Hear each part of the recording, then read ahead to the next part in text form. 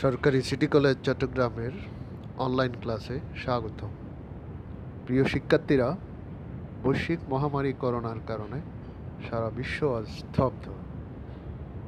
দীর্ঘ 2 মাসের বেশি সময় ধরে আমরা সবাই গৃহবন্দী। এমত অবস্থায় মাননীয় প্রধানমন্ত্রী, শিক্ষা মন্ত্রণালয়, জাতীয় বিশ্ববিদ্যালয়ের নির্দেশনায় এবং সরকারি সিটি কলেজ কর্তৃপক্ষের আন্তরিক সহযোগিতা ও অনুপ্রেরণায় ইসলামের ও ইতিহাস ও সংস্কৃতি বিভাগের আন্তরিক সহযোগিতায় আমরা তোমাদের জন্য এই অনলাইন ক্লাসের আয়োজন করেছি। আশা করছি পরীক্ষার প্রস্তুতিতে এই ক্লাস তোমাদের সহায়ক হবে। উপস্থাপনায় আমি মোহাম্মদ জসিমউদ্দিন, সহযোগী অধ্যাপক, ইসলামের ইতিহাস ও সংস্কৃতি বিভাগ, সরকারি সিটি কলেজ চট্টগ্রাম। আজকের ক্লাসটি এমএ শেষ পর্বের শিক্ষার্থীদের জন্য ষষ্ঠ পত্র, যেটা পত্র কোড 1611, পশ্চিম এশিয়ার আরব রাষ্ট্রসমূহের ইতিহাস। তোমরা জানো, এই বন্ধের আগেই আমি ক্লাসে আলোচনা করেছিলাম। আশা করি তোমাদের মনে আছে বা তোমাদের মনে করিয়ে দিচ্ছি। এই পশ্চিম এশিয়ার আরব রাষ্ট্রসমূহের ইতিহাসে প্রথমে আমরা সৌদি আরবের একটি ধারাবাহিক উত্থান সম্পর্কে আলোচনা করেছিলাম। আধুনিক সৌদি আরবের প্রতিষ্ঠাতা হিসাবে বাদশাহ আবদুল আজিজের কৃতিত্ব আলোচনা করেছি। সৌদি আরবের বৈদেশিক নীতি এবং ফ্রান্সের ম্যান্ডেট শাসন ব্যবস্থা, যেটা সিরিয়া ও লেবাননের উপরে। এরপরে আমি সংযুক্ত আরব প্রজাতন্ত্র, যেটা ইউএআর, ইউনাইটেড আরব রিপাবলিক, যেটা মিশর এবং সিরিয়া দুটি দেশ নিয়ে একটি আরব প্রজাতন্ত্র প্রতিষ্ঠিত হয়েছিল 1958 সালে, এবং 1961 সালে সিরিয়া এই প্রজাতন্ত্র থেকে বেরিয়ে আসে। প্রিয় শিক্ষার্থীরা, আজকে আমি আলোচনা করব, আজকের আলোচ্য বিষয় হচ্ছে এই 1930 সালের ইঙ্গো ইরাকি চুক্তি, অর্থাৎ ইংরেজিতে বলা হয় অ্যাংলো ইরাক ট্রিটি 1930। আজকের আলোচনা থেকে তোমরা জানতে পারবে এই চুক্তিটি কেন হয়েছিল এবং চুক্তির মূল বিষয়বস্তু কী। এই চুক্তির উল্লেখযোগ্য ধারাসমূহ তোমরা জানতে পারবে এবং এটার পর্যালোচনা, যার তাৎপর্য বা গুরুত্ব সম্পর্কে জানতে পারবে। প্রথমে আমি তোমাদের যে বিষয়টা একটু বুঝতে হবে সেটা হচ্ছে যে 1930 সালের ইঙ্গো ইরাকি চুক্তিটি কি, এই বিষয়ে আমি একটু আলোচনা করব। চুক্তিটি সম্পর্কে আমরা উইকিপিডিয়াতে যে বিবরণ আছে, উইকিপিডিয়াতে আমরা যেটা এই চুক্তিটি সম্পর্কে বলা হয়েছে যে 1930 সালের ইঙ্গো ইরাকি চুক্তি হচ্ছে যুক্তরাজ্যের, অর্থাৎ ইউনাইটেড কিংডম এর সাথে ব্রিটিশ ম্যান্ডেট শাসিত হাশিমীয় সাম্রাজ্যের সাথে এই চুক্তিটি হয়েছিল। তখন যুক্তরাজ্যের রাজা ছিলেন পঞ্চম জর্জ এবং ইরাকের বাদশাহ ছিলেন প্রথম ফয়সাল। যুক্তরাজ্যের পক্ষে স্বাক্ষর করেন হাই কমিশনার ফ্রান্সিস হামফ্রিজ এবং ইরাকের পক্ষে স্বাক্ষর করেন তৎকালীন প্রধানমন্ত্রী নুরি আল-সাইদ। এই চুক্তিটি বিশেষ করে 1922 সালের ইঙ্গো ইরাকি চুক্তির উপর ভিত্তি করেই সম্পাদিত হয়েছে। তাহলে আমরা জানলাম মোটামুটি ইঙ্গো ইরাকি চুক্তিটি কি। বিশেষ করে এটা যুক্তরাজ্যের সাথে আর যুক্তরাজ্যের ম্যান্ডেট শাসিত হাশেমি সাম্রাজ্যের সাথে এই চুক্তিটি হয়েছিল। আমরা এখন তোমাদের যে বিষয়ে একটু মনোযোগ আকর্ষণ করছি, আমার স্লাইডে দেখতে পাচ্ছ একটা 1930 সালের যে ইরাকের মানচিত্র, পাশাপাশি বর্তমান ইরাকের যেটা ম্যাপটা আমরা এটা উইকিপিডিয়া থেকে ডাউনলোড করে আমি এখানে নিয়ে এসেছি। তোমরা একটু দেখো, 1930 সালে যখন চুক্তি সম্পাদিত হয়েছিল তখন যে ইরাকের যে ভৌগোলিক অবস্থান আর বর্তমান ইরাকের যে ভৌগোলিক অবস্থান পাশাপাশি তোমরা লক্ষ্য করো। তোমরা একটু মানচিত্রের দিকে লক্ষ্য করলে দেখতে পাবে যে ইরাকের যে ভৌগোলিক অবস্থান, ইরাকের উত্তরে আমরা দেখতে পাচ্ছি তুর্কি বা তুরস্ক ওসমানীয় সরকার। ইরাকের দক্ষিণে আমরা দেখতে পাচ্ছি সৌদি আরব, এদিকে আর দক্ষিণে পূর্ব দিকে কুয়েত, আর পূর্ব দিকে দেখা যাচ্ছে ইরাকের পূর্ব দিকে, তোমরা ম্যাপটা একটু ভালো করে মনোযোগ সহকারে দেখো, পূর্ব দিকে ইরান এবং পশ্চিম দিকে উত্তর পশ্চিম দিকে দেখতে পাচ্ছ যে সিরিয়া, আর সরাসরি পশ্চিম দিকে তোমার জর্দান, এরপরে দক্ষিণ পশ্চিমে অর্থাৎ দক্ষিণে তোমার এদিকে হচ্ছে সৌদি আরব। আমরা মোটামুটি একটা ধারণা পেলাম ইরাকের যে ভৌগোলিক অবস্থান সম্পর্কে। এখন আমরা জানলাম ইঙ্গো ইরাকি চুক্তি সম্পর্কে। এই চুক্তিটি কার কার সাথে হয়েছিল? ইঙ্গো বলতে আমরা এখানে বলছি ইংল্যান্ড। ইঙ্গো ইরাকি চুক্তি ইংল্যান্ড এবং ইরাকের মধ্যে সম্পাদিত চুক্তি। আচ্ছা, এখন আমরা দেখব একটু ব্যাকগ্রাউন্ড আলোচনা করতে গেলে এটা কোন পরিস্থিতিতে এই চুক্তিটি সম্পাদিত হয়েছে। আমরা প্রথমেই আমরা একটু আলোচনা করব, এটাকে আমি 3 ভাগে ভাগ করেছি। উসমানীয় সাম্রাজ্যের অধীনে ইরাক।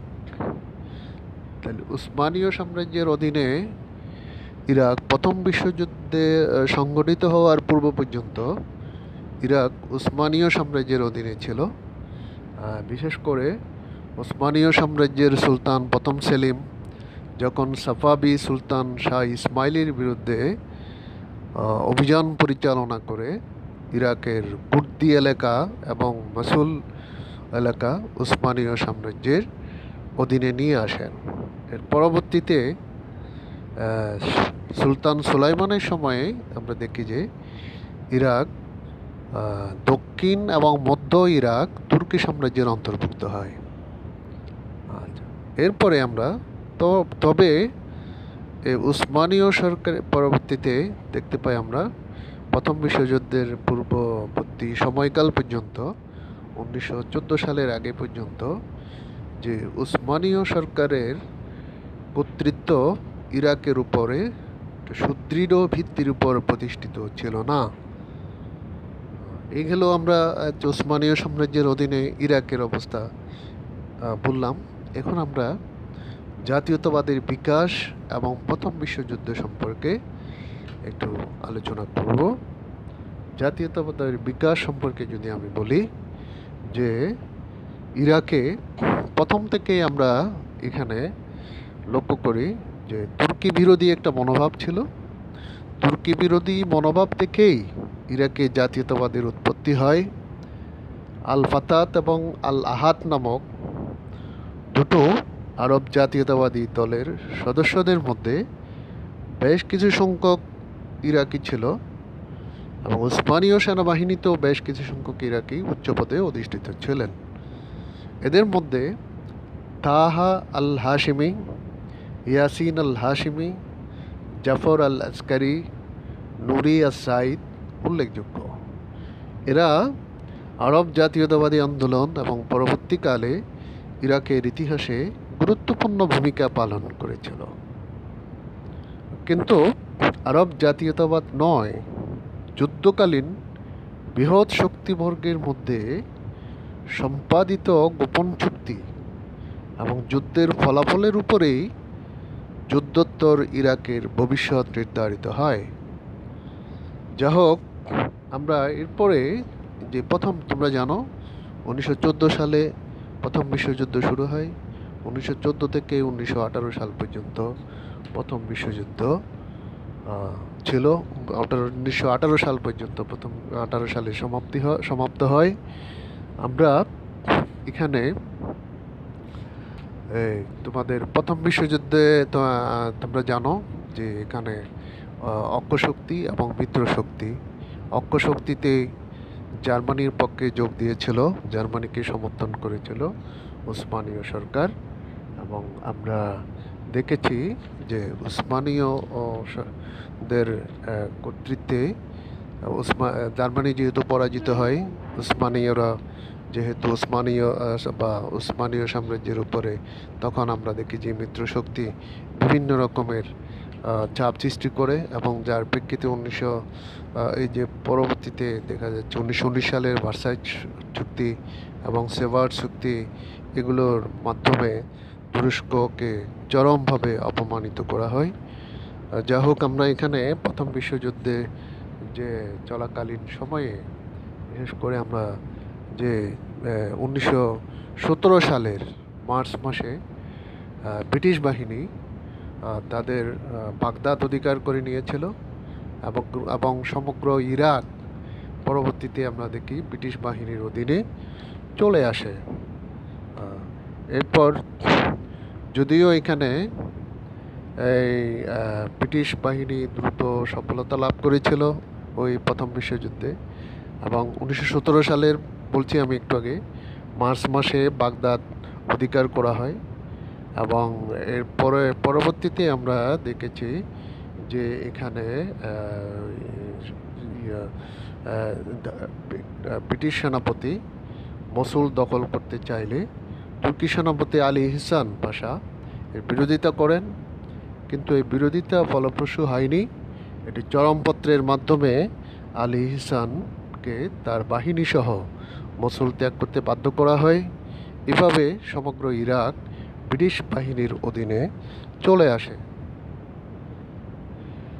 এরপরে আমরা এখন দেখলাম যে প্রথম বিশ্বযুদ্ধ শেষ হওয়ার আগেই ইরাক ব্রিটিশের অধীনে চলে আসে। এরপরে উসমানীয় সাম্রাজ্যের পরবর্তীতে আমরা দেখতে পাই যে ইঙ্গো ইরাকি সম্পর্ক 1918 থেকে 1932 সাল পর্যন্ত। 1918 সাল প্রথম বিশ্বযুদ্ধ শেষ হওয়ার পরে পরবর্তীতে, যেহেতু আমি আগেই বলেছি, ব্রিটিশ সামরিক বাহিনী ইরাকের দখল করেছিল এবং তাদের কর্তৃত্ব বজায় রেখেছিল। এখানে কয়েকটি ধাপে আমি ধারাবাহিকভাবে একটু বলে যাচ্ছি, তোমরা একটু মনোযোগ সহকারে শুনবা। 1918 সাল থেকে 1932 সাল পর্যন্ত। 1918 সাল অর্থাৎ প্রথম বিশ্বযুদ্ধের পরে প্রথমে এখানে তৎকালীন ভারত সচিব এডউইন মন্টেগো ইরাকিদের স্বায়ত্ত শাসনের অধিকার দেওয়ার উপরে গুরুত্ব দিয়েছিলেন, এবং পরবর্তীতে 1920 সালে লিগ অব নেশনসের কর্তৃক ইরাকের উপর ব্রিটিশ ম্যান্ডেটরি শাসন ঘোষণা করা হয়, এবং আন্তঃবিভাগীয় কমিটিতে সাধারণ নীতি গৃহীত হয়, যার প্রেক্ষিতে ম্যান্ডেট ব্যবস্থা প্রবর্তন করা হয়। আচ্ছা, এখানে আমি বললাম লিগ অব নেশনস। এখন লিগ অব নেশনস সম্পর্কে তোমাদের একটু ধারণা নিশ্চয় আছে। লিগ অব নেশনসটা কি? লিগ অব নেশনসের বাংলা হচ্ছে জাতিপুঞ্জ। লিগ অব নেশনস, আচ্ছা, আমি জানি এটি ছিল বিশ্বের প্রথম ইন্টার গভর্নমেন্টাল অর্গানাইজেশন, অর্থাৎ বিশ্বের প্রথম আন্তঃসরকার সংস্থা, যার প্রধান উদ্দেশ্য ছিল বিশ্ব শান্তি প্রতিষ্ঠা করা। এটি 1920 সালে জানুয়ারি 10 তারিখে প্রতিষ্ঠিত হয়, এবং যেটা 1919 সালের অর্থাৎ প্রথম বিশ্বযুদ্ধের পরেই 1919 সালে যে পিস কনফারেন্স হয়েছিল, পিস কনফারেন্সের অনুসরণ করে যুক্তরাষ্ট্রের ইউএসের তৎকালীন প্রেসিডেন্ট উড্রো উইলসন ছিলেন এর প্রধান উদ্যোক্তা, এবং যে কারণে তিনি তার এই ভূমিকার জন্য নোবেল শান্তি পুরস্কার প্রাপ্ত হয়েছিলেন। যা হোক, 1920 সালে জানুয়ারি মাসের 10 তারিখে এটি এস্টাবলিশড হয়। এটা হেডকোয়ার্টার ছিল সুইজারল্যান্ডের জেনেভায়, এবং এর প্রথম সেক্রেটারি জেনারেল, যিনি 1920 থেকে 1933 সাল পর্যন্ত যিনি এই লিগ অব নেশনসের সেক্রেটারি জেনারেল ছিলেন, তিনি হচ্ছেন স্যার এরিক ড্রুমন্ড। যা হোক, আমরা এরপরে আমি যেটা বলছিলাম তোমাদের, যে বিভিন্ন ধাপে ইঙ্গো ইরাকি সম্পর্ক অনুষ্ঠিত হয় এরপরে দখলদারি ব্রিটিশ কর্তৃপক্ষকে দেশের বিভিন্ন স্থানে প্রত্যক্ষ বা অপ্রত্যক্ষ বিরোধিতার সম্মুখীন হতে হয়। জাতীয়তাবাদী মহল ব্রিটিশ কর্তৃপক্ষকে বিভিন্ন চাপের মধ্যে রাখে এবং তারা বিভিন্ন সময়ে বিরোধিতা করে, যাদের বিরোধিতার কারণে একটি অন্তর্বর্তীকালীন প্রশাসনিক কাঠামো সম্বন্ধে সিদ্ধান্ত গৃহীত হয়, যার প্রেক্ষিতে 11 সদস্যের একটি রাষ্ট্রীয় পরিষদ গঠিত হয়। এবং পরবর্তীতে দেখা যাচ্ছে ব্রিটিশ কর্তৃপক্ষ চিন্তা করলো যে তাদের অনুগত যদি একটা রাজতান্ত্রিক সরকার প্রতিষ্ঠা করা যায় তাহলে ব্রিটিশের উদ্দেশ্য বা তাদের আধিপত্য বা নিয়ন্ত্রণ প্রতিষ্ঠা করা সহজ হবে। এই জন্য আমরা দেখি 1921 সালের মার্চ মাসে অনুষ্ঠিত একটা কায়রো সম্মেলনে তারা একজনকে বাদশাহ হিসাবে ফয়সালকে সমর্থন করে এবং 23শে আগস্ট একটা অভিষেক অনুষ্ঠান করা হয়। তো আমরা এখন বাদশাহ ফয়সাল সম্পর্কে একটু বলি। বাদশাহ ফয়সাল বিন হুসাইন বিন আলী আল হাশিমি, অর্থাৎ মক্কার শরীফ বংশের হুসাইনের পুত্র এই প্রথম ফয়সাল, যিনি 1921 সালে 23শে আগস্ট হাশিমিয়া সরকারের প্রথম বাদশাহ। 1921 সাল থেকে 8ই সেপ্টেম্বর 1933 সাল পর্যন্ত তিনি বাদশাহ হিসেবে অধিষ্ঠিত ছিলেন। যাই হোক, 1921 সালে এই অভিষেকের মাধ্যমে ফয়সালকে বাদশাহ হিসেবে নিয়োগ দেওয়া হলো এবং তারা ব্রিটিশ কর্তৃপক্ষ ঘোষণা করলো ফয়সালের সরকার সাংবিধানিক, প্রতিনিধিত্বমূলক এবং গণতান্ত্রিক এবং বিধিবদ্ধ হবে বলে তারা ঘোষণা করলো। এখন ইঙ্গো-ইরাকি সম্পর্ক একটি চুক্তির মাধ্যমে নিয়ন্ত্রণের লক্ষ্যে ব্রিটিশ কর্তৃপক্ষ চিন্তা করলো যে তাদেরকে নিয়ন্ত্রণ করতে হলে জাতীয়তাবাদী মহলকে সন্তুষ্ট করার জন্য এবং তাদের নিয়ন্ত্রণ প্রতিষ্ঠা করার জন্য 1922 সালের একটি চুক্তির খসড়া প্রস্তুত করা হয়। 1922 সালের, তাহলে আমরা দেখতে পাচ্ছি এখানে ইঙ্গো-ইরাকি চুক্তি 1930 সালের আগেই 1922 সালে একটি ইঙ্গো-ইরাকি চুক্তি সম্পাদিত হয়েছিল। ব্রিটেনের বিশেষ সুযোগ সুবিধা ছাড়াও এই খসড়ায় ইরাকের জন্য একটি সংবিধান প্রণয়নের কথা এবং সাংবিধানিক সরকারের মূলনীতি সম্বন্ধে এই চুক্তিতে বলা হয় এবং 10ই অক্টোবর চুক্তির অনুমোদন হয়। কিন্তু জাতীয়তাবাদী মহল এই চুক্তির বিরুদ্ধে আন্দোলন গড়ে তোলে। তাদের আন্দোলনের প্রেক্ষিতে নির্বাচনের মাধ্যমে একটি গণপরিষদ গঠন করে সেই পরিষদ দ্বারা ইঙ্গো-ইরাকি চুক্তি এবং ইরাকি সংবিধান অনুমোদন করিয়ে নেওয়া ব্রিটিশ কর্তৃপক্ষের প্রধান উদ্দেশ্য ছিল এবং যারই প্রেক্ষিতে ইরাকের সংবিধান গৃহীত হয় এবং এই সংবিধান অনুযায়ী ইরাক একটি এককেন্দ্রিক, সাংবিধানিক ও সীমিত বাদশাতান্ত্রিক রাষ্ট্র বলে তারা ঘোষণা করল এবং এতে 10টি অংশ এবং 125টি ধারায় বিভক্ত ছিল। কিন্তু তবুও ইরাকের জাতীয়তাবাদী মহল ইঙ্গো-ইরাকি চুক্তির অধীনে ব্রিটেনকে যে ব্যাপক ক্ষমতা দেওয়া হয়েছিল তার বিরোধিতা করল এবং নতুন চুক্তির দাবিতে তারা নতুন চুক্তির দাবি করল এবং যারই প্রেক্ষিতে 1926 সালে এবং 1927 সালে যে কিছু নতুন ধারা সংযোজনের প্রয়াস পেয়েছিল, এই নতুন 1926 সাল এবং 1927 সালে তাদের এই জাতীয়তাবাদী মহলের বিরোধিতা বা তাদের আন্দোলনের ফলে যে এখানে 1926 সালে এবং 1927 সালে কিছু নতুন ধারা সংযোজিত হয়। এই নতুন ধারা সংযোজিত হওয়ার প্রেক্ষিতে পরে আমরা এখানে দেখতে পাই যে পরবর্তীতে এই নতুন 1927 সালে এখানে দেখা যাচ্ছে যে আমরা একটু বলতে পারি, আমার মনে হয় আমি পরে বলি।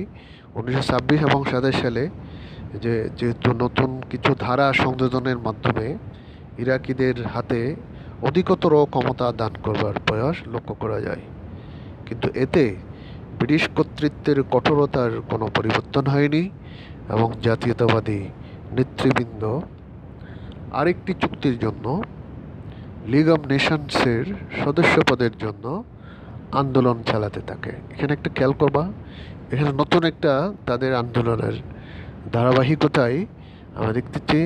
1922 সালের চুক্তি তারা বিরোধিতা করেছিল এবং সেই চুক্তি তারা জাতীয়তাবাদ মানেনি, এবং তারা বলছে আরেকটি চুক্তির জন্য এবং লিগ অব নেশনসের সদস্য পদের জন্য আন্দোলন চালাতে থাকে।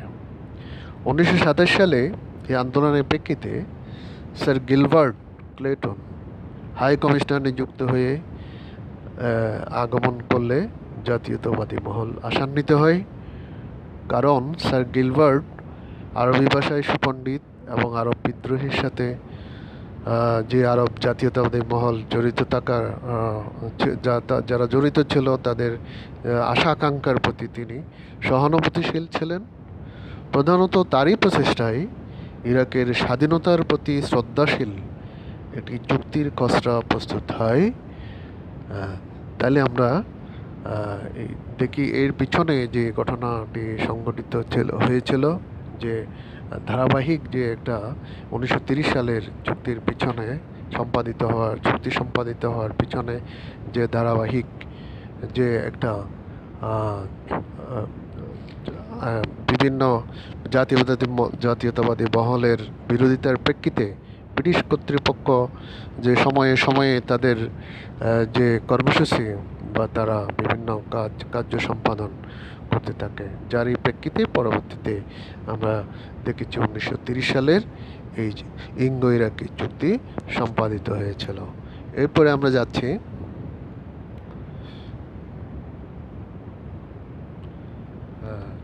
চুক্তির মূল বিষয়বস্তু। আচ্ছা, মূল বিষয়বস্তু এর আগে আমরা এখানে যে কথাটা বলতে হয়, যেটা চুক্তি স্বাক্ষরিত হয়েছে সেটা একটু বলে নিই আমি। যে চুক্তি স্বাক্ষরিত হয়েছে কি, যে কার কার সাথে, সেটা আমি আগে একটু ধারণা দিয়েছিলাম। যে যিনি ওই চুক্তি সম্পন্ন হবার পূর্বেই যিনি এসেছিলেন গিলবার্ট ক্লেটন হাই কমিশনার, তার সম্পর্কে আরেকটু আমি বলি। তার মৃত্যু হলে পরবর্তী হাই কমিশনার স্যার ফ্রান্সিস হ্যাম্প্রিস এবং নোরিয়া সাইদ 1930 সালে নতুন ইঙ্গো ইরাকি চুক্তিতে স্বাক্ষর দান করেন। এই চুক্তিটি হয়েছিল বাগদাদে, যেটা 30শে জুন 1930 সালে এই চুক্তি স্বাক্ষরিত হয়। এরপর আমরা চুক্তির মূল বিষয়বস্তুটা একটু ভালো করে লক্ষ্য করো, তোমাদের মনোযোগ আকর্ষণ করছি। মূল বিষয়বস্তুটা যদি তুমি বুঝতে পারো তাহলে তুমি ধারাসমূহ বুঝতে সহজ হয়ে যাবে। তো এখানে প্রথম কথা ছিল কি, ইরাকের স্বাধীনতা স্বীকার করা। আমি আবার বলছি, ইরাকের স্বাধীনতা স্বীকার করা এবং 25 বছরের জন্য ব্রিটেন এবং ইরাকের মধ্যে এটা একটি মৈত্রী চুক্তি। এরপরে ইরাকের লিগ অব নেশনসের সদস্যপদ লাভের ব্যাপারে ব্রিটেনের আশ্বাস। এরপর লীগভুক্তির দিন থেকে ইরাকে ব্রিটিশ ম্যান্ডেটরি শাসনের অবসান হবে। এটি ছিল চুক্তির মূল বিষয়বস্তু। এরপরে আমরা এখন যে চুক্তির মূল বিষয়বস্তু সম্পর্কে আলোকপাত করলাম, এখন উল্লেখযোগ্য ধারাসমূহ সম্পর্কে আমি একটু বলি। এখানে আসলে আমরা যে বিভিন্ন গুরুত্বপূর্ণ এবং উল্লেখযোগ্য ধারাসমূহ আমার স্লাইডে নিয়ে এসেছি। এর আগে আমাকে বলতে হয়, এই 1930 সালের ইঙ্গো ইরাকি চুক্তির মধ্যে মোট 11টি আর্টিকেল ছিল এবং এটার একটা সংযুক্তি ছিল, যে সংযুক্তিতে 7টি ক্লজ বা ধারা ছিল। আমরা মোটামুটি এই ক্লজ বা 7টি ধারাগুলোকে এখানে আমার স্লাইডে গুরুত্বপূর্ণ উল্লেখযোগ্য ধারাসমূহ আমরা এখানে আলোকপাত করছি। প্রথমেই বলা হয়েছে যে আহ, ব্যাপক ও খোলাখুলি আলোচনার মাধ্যমে, একটু খেয়াল করবা, দুটো শব্দ বলেছি আমি, ব্যাপক ও খোলাখুলি আলোচনার মাধ্যমে অভিন্ন স্বার্থ সম্পর্কিত পররাষ্ট্র বিষয়ে সিদ্ধান্ত গৃহীত হবে। একটু খেয়াল করো, প্রথম বলা হয়েছে ব্যাপক এবং খোলাখুলি আলোচনার মাধ্যমে অভিন্ন স্বার্থ সম্পর্কিত, নিজ নিজ স্বার্থ সম্পর্কিত পররাষ্ট্র বিষয়ে সিদ্ধান্ত গৃহীত হবে এবং কোনো পক্ষই অন্য পক্ষের স্বার্থ বিরোধী বা চুক্তি বিরোধী কোনো পদক্ষেপ গ্রহণ করবে না। এটা ছিল অন্যতম একটি উল্লেখযোগ্য ধারা। এরপরে যুদ্ধের সময়ে, কোনো যুদ্ধের সময়ে তখন আমরা এই যে পরবর্তীতে দ্বিতীয় বিশ্বযুদ্ধ হয়েছে, তাহলে বলা হয়েছে এখানে যুদ্ধের সময় ব্রিটেন ইরাকের প্রতিরক্ষার দায়িত্ব গ্রহণ করবে। এখন প্রতিরক্ষার দায়িত্ব গ্রহণ করবে এই কথাটি বলতে গিয়ে এখানে দেখা যায় ব্রিটেন যাতে যথাযথভাবে সাহায্য করতে পারে সেজন্য ব্রিটিশ সেনাবাহিনীর ব্যবহারের জন্য ইরাকের রেলপথ, নদীপথ, নদীবন্দর এবং বিমানবন্দর সহ সর্বপ্রকার যাতায়াতের সুযোগ দান করতে ইরাক সরকার বাধ্য থাকবে। এরপরে পরবর্তীতে আমরা দেখি আরেকটি গুরুত্বপূর্ণ ধারা, ইরাক সরকার ব্রিটেনকে 2টি বিমান ঘাঁটি ব্যবহারের পূর্ণ ক্ষমতা প্রদান করবে। ইউফ্রেটিসের পশ্চিমে অবস্থিত হাব্বানিয়াতে এবং বসরার নিকটে অবস্থিত সুয়াইবাতে অবস্থিত এই 2টি বিমান ঘাঁটিতে ব্রিটেন সেনাবাহিনী রাখতে পারবে। এছাড়া উত্তরে মসুল ও হিনাইদিতে সৈন্য রাখার অধিকারও ব্রিটিশ সরকারকে দেওয়া হয়। এক ঘাঁটি থেকে অন্য ঘাঁটিতে ব্রিটিশ সৈন্য বিনা বাধায় যাতায়াত করতে পারবে। তাহলে এখানে কি বোঝা গেল?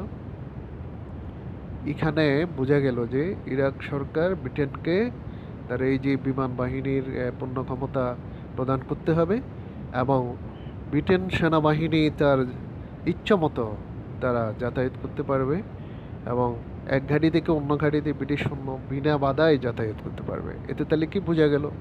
তাহলে ব্রিটিশ তার আধিপত্য, যদিও বলা হয়েছে তাকে ইরাককে একটা স্বাধীন সার্বভৌম রাষ্ট্র হিসেবে স্বীকৃতি দেবে, কিন্তু তার এখানে সৈন্যবাহিনীর নিয়ন্ত্রণের মধ্য দিয়ে তার আধিপত্য বা নিয়ন্ত্রণ সে প্রতিষ্ঠা করে রেখেছে। একটু খেয়াল করবা, পরবর্তীতে আমার এখানে একটা প্রশ্ন আছে।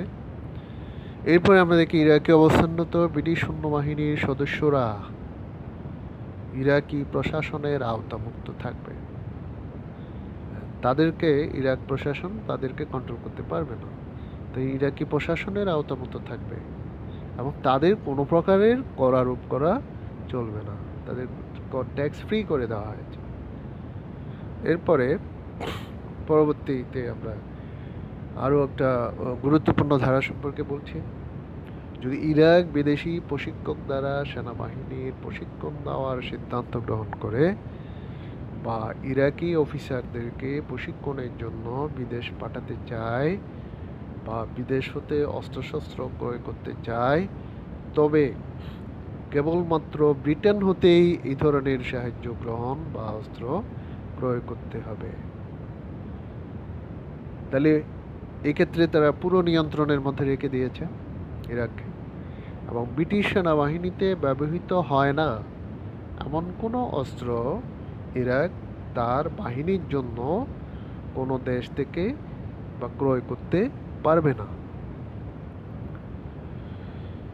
এরপরে আমরা দেখছি ইরাকে ব্রিটিশ হাই কমিশনারের স্থলে, যখন এই চুক্তিটি সম্পাদিত হওয়ার পরে হাই কমিশনারের স্থলে একজন রাষ্ট্রদূত নিয়োগ করা হবে। তখন হাই কমিশনার থাকবে না, নামটা শুধু পরিবর্তন হবে, রাষ্ট্রদূত হবে এবং তিনি বাগদাদে নিযুক্ত সমস্ত বিদেশি রাষ্ট্রদূতের মধ্যে অধিকতর মর্যাদা ও সম্মানের অধিকারী বলে বিবেচিত হবে। তাহলে আগের মতোই তাদের নিয়ন্ত্রণ রয়ে গেছে। হাই কমিশনারের আগে যে মর্যাদা ছিল সে মর্যাদাই রয়ে গেল। এখন এরপরে আমরা দেখি যে এখন যদি আমরা এই যে ধারাগুলো আমরা যে সমস্ত উল্লেখযোগ্য এবং গুরুত্বপূর্ণ ধারাগুলো আমরা এখানে উল্লেখ করে আমরা এটা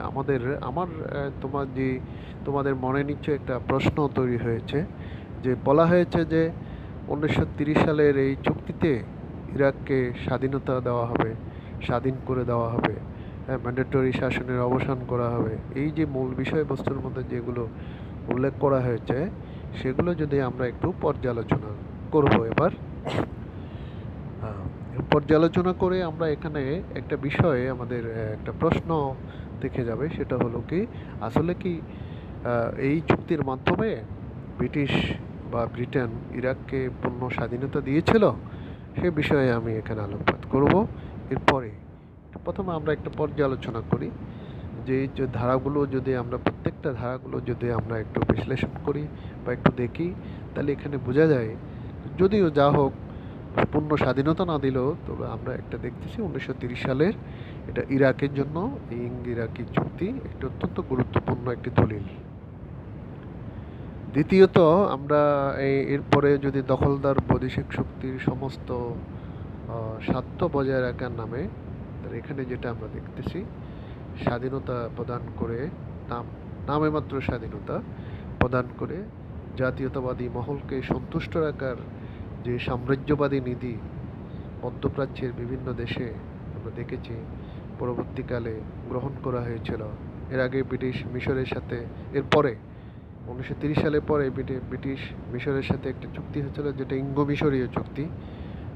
তার আগেই এই যে ইরাকি চুক্তিটা এটা তার এই সাম্রাজ্যবাদী নীতি মধ্যপ্রাচ্যের বিভিন্ন দেশে পরবর্তীকালে গ্রহণ করা হয়েছিল তার প্রথম প্রকাশ, এবং এই হয়েছিল এই ইরাকি চুক্তির মধ্য দিয়ে।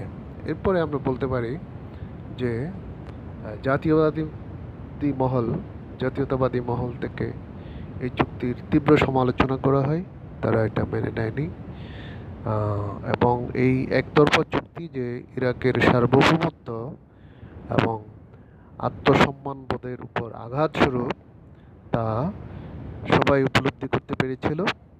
এই তথাকথিত চুক্তির মাধ্যমে ইরাককে একটি ব্রিটিশ উপনিবেশের পর্যায়ে যে নেমে আনা হলো সে বিষয়েও অভিযোগ করা হয়। আমরা আরও বলতে পারি যে লিগ অব নেশনসের সদস্য হিসাবে গ্রহণ করার পূর্বে আগে কথা হয়েছিল যে এই চুক্তির মধ্যে ইরাককে লিগ অব নেশনসের সদস্য করার জন্য ব্রিটিশ আশ্বস্ত করেছিল, এবং লিগ অব নেশনসের সদস্য হিসাবে গ্রহণ করার পূর্বে ইরাক সরকারকে সংখ্যালঘুদের নিরাপত্তা, মানবাধিকারের প্রতি শ্রদ্ধা এবং ম্যান্ডেটরি কর্তৃপক্ষ কর্তৃক সম্পাদিত চুক্তি ও ঋণ সম্পর্কে দায়িত্বের ব্যাপারে নিশ্চয়তা দিতে বলা হয়। 1932 সালের 31শে মে ইরাক সরকার যথারীতি নিশ্চয়তা দান করে এবং অক্টোবর মাসের 3 তারিখে মধ্যেই ইরাক লিগ অব নেশনসের সদস্যপদ লাভের মধ্য দিয়ে স্বাধীনতা লাভ করে। এখানে আমি যে প্রশ্নটার একটু অবতারণা করেছিলাম যে তোমাদের আগেই বলেছি যে 1930 সালের ইঙ্গো ইরাকি চুক্তিতে ব্রিটেন কি ইরাকিদেরকে পূর্ণ স্বাধীনতা দান করেছিল? তোমাদের কি মনে হয়? আমাদের এই যে আজকের এই যে উল্লেখযোগ্য ধারাসমূহ আমরা আলোচনা করেছি এবং এটার একটা পর্যালোচনা করেছি সংক্ষিপ্ত আকারে, এতে কি মনে হয় তোমাদের যে 1930 সালের ইঙ্গো ইরাকি চুক্তিতে ব্রিটেন কি ইরাকিদের পূর্ণ স্বাধীনতা প্রদান করেছিল? এক কথায় বলা যাবে যে পূর্ণ স্বাধীনতা প্রদান করেনি। আমি আগেই বলেছি যে চুক্তির উদ্দেশ্য ছিল ইরাকি জনগণকে শান্ত করে সকল ক্ষমতা ব্রিটেনের হাতে রাখা এবং জাতীয়তাবাদী মহলকে সন্তুষ্ট রেখে সাম্রাজ্যবাদী নীতি আহ, আহ, প্রকাশ করা, সাম্রাজ্যবাদী নীতি অটুট রাখা। যা হোক, যদিও আমরা একটু যদি আরেকটু বলি, এই চুক্তি ছিল আসলে ইরাকি জাতীয়তাবাদীদের দমন করার একটা কূটনৈতিক চাল মাত্র। আমি আবার বলছি, এই চুক্তি ছিল ইরাকি জাতীয়তাবাদীদের দমন করার একটি কূটনৈতিক চাল মাত্র। তাই এই চুক্তিকে পূর্ণ স্বাধীনতা বলা যায় না, একটু খেয়াল করো। তবে ইরাক যে লিগ অব নেশনসের সদস্যপদ লাভ করায় বলা যায় এই চুক্তির মাধ্যমে ইরাক পূর্ণ স্বাধীনতা অর্জনে কিছুটা বাধার সম্মুখীন হলেও পরবর্তীতে এই পথ ধরেই ইরাক পূর্ণ স্বাধীনতা লাভ করেছিল। এখানে আরেকটু করে বলি আমি, যে কেন পূর্ণ স্বাধীনতা লাভ করে নাই সেটা যদি আমি পরবর্তী ইতিহাস যদি এখানে পর্যালোচনা করি, আমরা এখানে দেখতে পাই যে 1948 সালের 15 জানুয়ারি ব্রিটেনের পোর্ট সাউথে প্রধানমন্ত্রী সালি জারবরের নেতৃত্বে গঠিত ইরাকি প্রতিনিধি দল এবং ব্রিটিশ পররাষ্ট্রমন্ত্রী বেবিনের নেতৃত্বে গঠিত ব্রিটিশ প্রতিনিধি দলের মধ্যে আরেকটি নতুন ইঙ্গো ইরাকি চুক্তি স্বাক্ষরিত হয়েছিল, যেটা 1948 সালে। তাহলে এখানে আমরা কি দেখতে পাই? তাহলে এখানে 1948 সালের এই চুক্তিতেও কিন্তু 1930 সালের চুক্তির প্রায় প্রতিলিপি, এবং বলা যায় এই চুক্তিতে ইরাকি জাতীয়তাবাদীদের প্রতি পূর্বাপেক্ষা বেশি কোনো শ্রদ্ধা প্রদর্শন করা হয়নি। তাহলে বোঝা যাচ্ছে ব্রিটেনের কর্তৃত্ব পূর্বের ন্যায় ছিল। তাহলে বলা যাচ্ছে যে 1948 সালের এই ইঙ্গো ইরাকি চুক্তি, যেহেতু আরেকটি ইঙ্গো ইরাকি চুক্তি 1948 সালে হয়েছে, তাহলে আরেকটি চুক্তি করতে হয়েছে। তাহলে বোঝা যাচ্ছে যে 1932 সালে যদিও স্বাধীনতার ঘোষণা দিয়েছিল, কিন্তু তাদের শূন্য সামন্ত, তাদের যে সামরিক যে নিয়ন্ত্রণ প্রতিষ্ঠার মধ্য দিয়ে এই অনেকটা তাদের স্বাধীনতাতে পূর্ণ স্বাধীনতায় হস্তক্ষেপ করেছিল। এবং বলা যাচ্ছে 1958 সালের যে সামরিক অভ্যুত্থানের পূর্ব পর্যন্ত ব্রিটেনের পরোক্ষ বা প্রত্যক্ষ আধিপত্য বজায় ছিল। যা হোক, আমরা মোটামুটি আলোচনার শেষ পর্যায়ে চলে এসেছি। আমি তোমাদেরকে যে বিষয়ে এখন একটু বলবো, যেহেতু তোমাদের একটু এখানে কিছু প্রশ্ন নিয়ে আমরা আলোচনা করতে পারি, যে তোমাদের যে প্রশ্নগুলো সম্পর্কে আমি তোমাদের একটু এখান থেকে কি কি প্রশ্ন আসতে পারে। তো প্রথমে আমি এখানে একটু কিছু বিষয়ে বলছি, যে মূল বিষয়বস্তু কি ছিল। তো এটার জন্য একটা সংক্ষিপ্ত 4 নম্বরের প্রশ্ন আসতে পারে, যে ইঙ্গো ইরাকি চুক্তির মূল বিষয়বস্তু। ইরাকের ভৌগোলিক অবস্থান সম্পর্কে প্রশ্ন আসতে পারে সংক্ষিপ্ত 4 নম্বরে। প্রশ্ন আসতে পারে যে পটভূমি সম্পর্কে, 1930 সালের ইঙ্গো ইরাকি চুক্তির পটভূমি আলোচনা করো বা বিশ্লেষণ করো, বর্ণনা করো। এটা হয়তো বড় প্রশ্ন হিসেবে আসতে পারে। 1930 সালের ইঙ্গো ইরাকি চুক্তির যে ধারাসমূহ বিশ্লেষণ করো। আর এরপরে তাৎপর্য সম্পর্কে বলো। এতে বিভিন্ন প্রশ্ন আসতে পারে। তা আমি তোমাদের মোটামুটি চেষ্টা করেছি এটা এই চুক্তিটা মোটামুটি একটু বুঝিয়ে দেওয়ার জন্য। এখন তোমাদের যেটা করতে হবে, এটা বারবার পড়তে হবে এবং প্র্যাকটিস করতে হবে। তো আশা করি পরবর্তীতে আমরা আরও অনেক একটার পর ধারাবাহিক ক্লাস দিব। তোমাদের সবাইকে আগাম ভিডিও ক্লাসের আমন্ত্রণ জানিয়ে আজকের মতো আমি এখানে শেষ করছি। ধন্যবাদ। সবাই ভালো থাকবে, নিরাপদে থাকবে, সাবধানে থাকবে।